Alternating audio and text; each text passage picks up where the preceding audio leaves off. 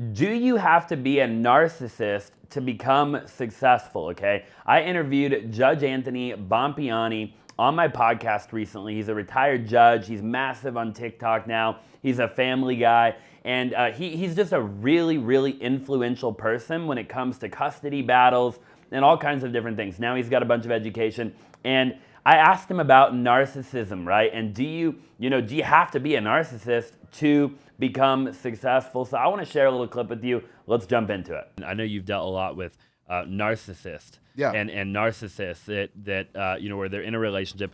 And, first of all, I guess I have a question before the question, which is, do you believe there's levels to narcissism, right? Mm-hmm.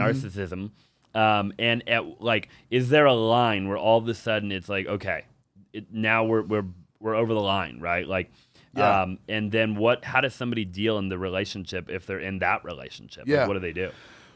Well, to the first part, there are definitely levels, okay.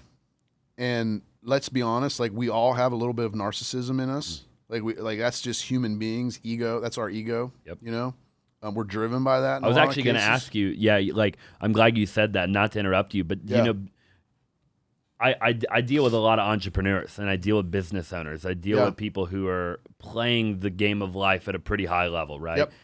And I almost want to say, unfortunately, that I see the narcissism a little more. And I'm not saying that they're like level 10, right? If they're, sure. But a little more than I see it in just a normal, everyday kind of just, somebody who's just kind of, playing the game, maybe not quite at that level. Would you agree with that? Absolutely, 100%. Okay. And not only are there levels for different people, but there are levels for different areas of life and different events that those people are in.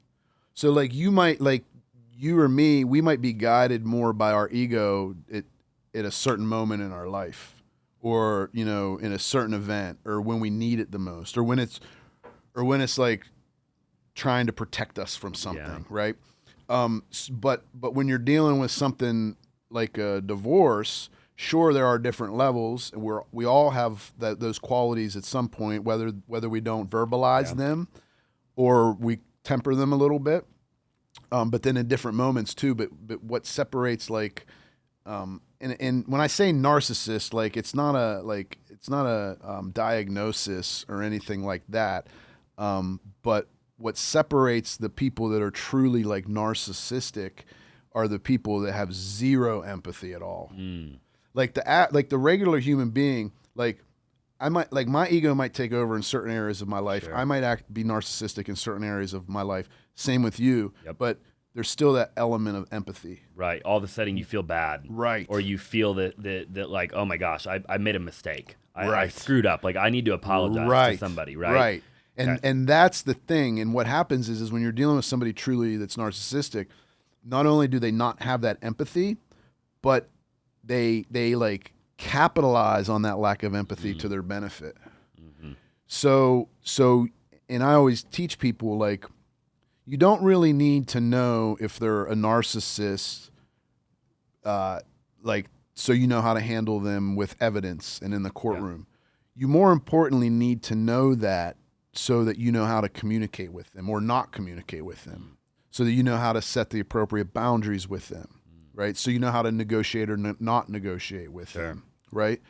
That's more important in that regard, and so to stay the hell away from them. Of course, right? And how does one tell? I mean, like, are there signs? Like, let's say I'm in a relationship, and by the way, I mean this could be any relationship, right? I mean, personally, I've actually been in business relationships. I've had partners in my life who have some of the qualities that we're talking about, right? Yep. And so, and then you also have the monogamous, the intimate relationship, right? Yep. The romantic relationship. So it could be a friendship. I mean, it could really ultimately be any type of relationship, 100%. Right? So if you're in a relationship with somebody who's actually, they've exceeded the limit of, like, okay, they don't have the empathy. This is a toxic thing, right? How do you know that, though? Like, if you're in that, sometimes I feel like we're blind. Yeah. Right? And I feel like people, they like, you want to see the best in people, right? And you think, and so you end up staying in this thing for too long. Yeah. Like, what are some signs maybe that people can kind of look out for?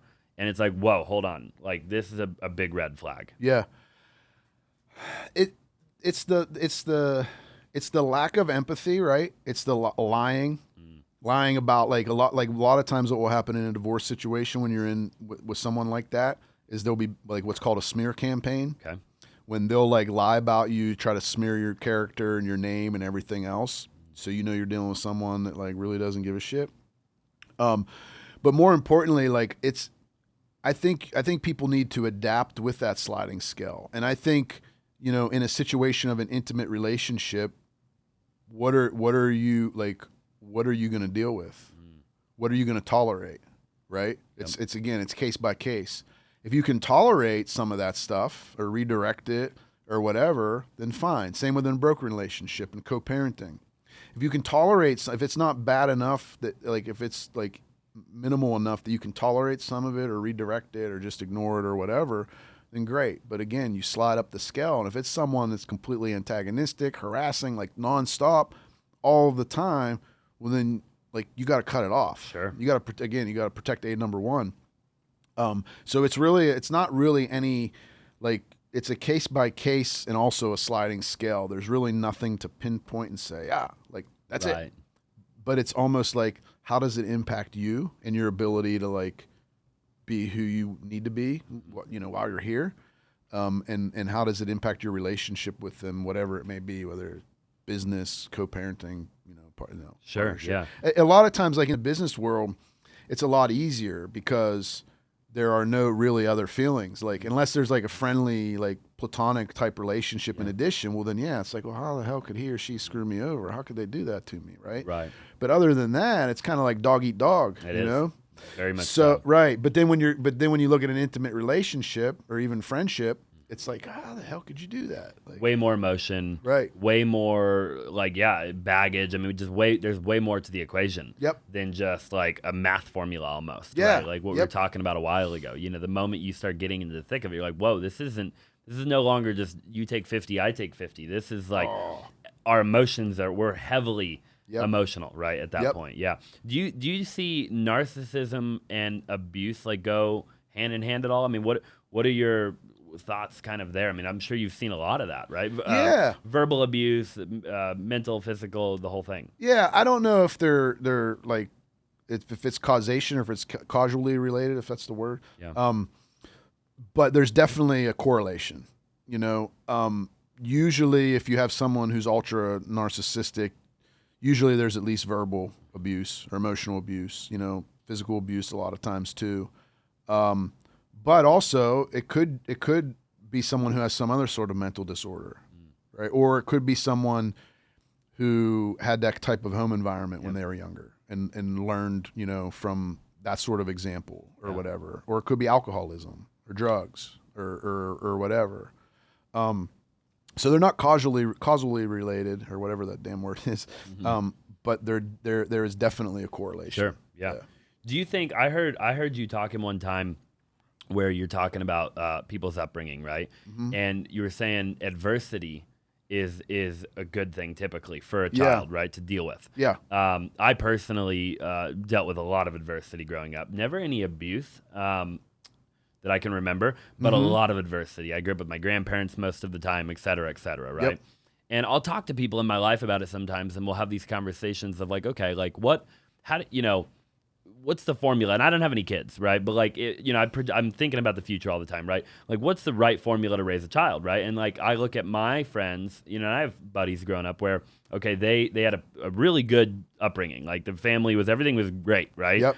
And they turned out horrible, right? Yeah. And then you take other people where they didn't have a great upbringing and they turned out pretty dang good, right? So like, you know, I remember you specifically said, okay, abuse is not okay ever, right? Yep. But adversity can be. So like, what's your take on that? Yeah, from it's what you're saying is so true. Like, and from a divorce and custody perspective, like in that regard, what I try to ingrain in people is like, a lot of times they'll be like, you know, oh, you know, dad does this, or dad can't do this, or mom does this, or mom can't do this. Like poor Johnny or poor Tommy or Susie, you know.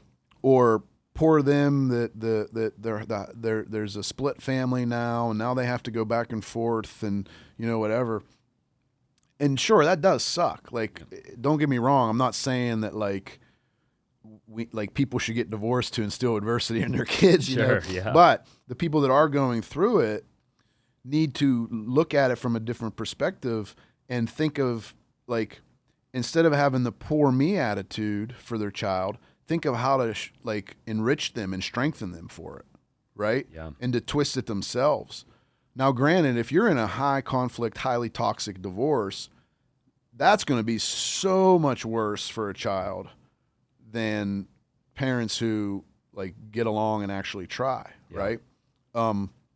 So instead of, if you're in one of those situations, instead of like, and again, I'm not saying like people should get divorced or be assholes to each other to try to like give their kids some challenges, but life is full of challenges. It is. If you don't know how to overcome adversity, like, you're not gonna be very happy. It's really weird. It's really weird to say that. Yeah. Because you would think no adversity would make you happy. Not true at all. No. Like Mark Manson talks about that a lot. If you've ever read any of his stuff. I have. Yeah. Yeah.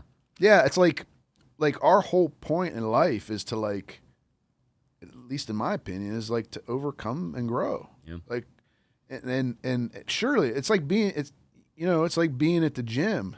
Like, you're tearing down your body when you're growing it. You walk out of the gym and you feel the best.